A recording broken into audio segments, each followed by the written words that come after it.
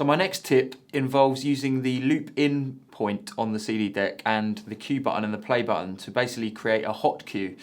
Now a lot of CDJs don't have hot cue buttons, whereas the 2000s have the A, B and C buttons. But all CDJs have a loop function which allows you to set the cue point in real time. So many people don't know that the actual loop in point is actually setting where the cue point is.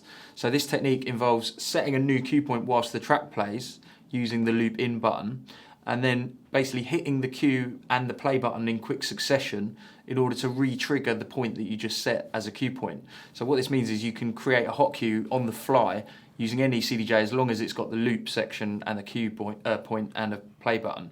So I'm going to basically play this track, set the cue point with the in button, then I'll show you how to do it. So you basically got to slide your hand across the cue and the play button, which means it returns to the cue point and plays from that point. So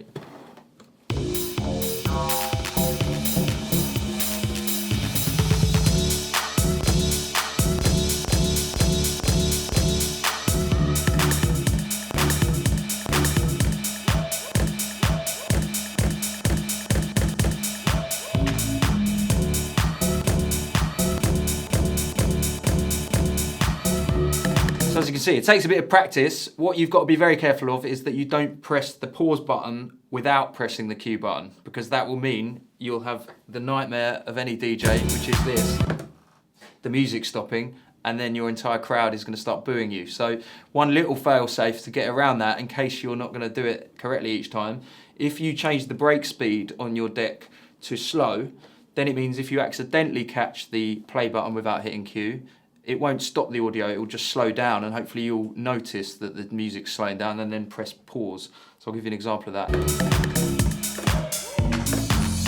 Obviously slowing down music is a lot better than complete silence, so that's a little safeguard if you are going to try and do it. It's worth practicing it. It's obviously a very useful technique. It means you can jump back to the start of a track if you're reaching the end of a track and you know your cue point is set already at the beginning. You can just hit it and it will jump all the way back to the beginning, meaning you don't have to worry about setting a loop or whatever. Yeah, so it's a very useful trick. Just be careful that you don't stop the tune in front of a live audience.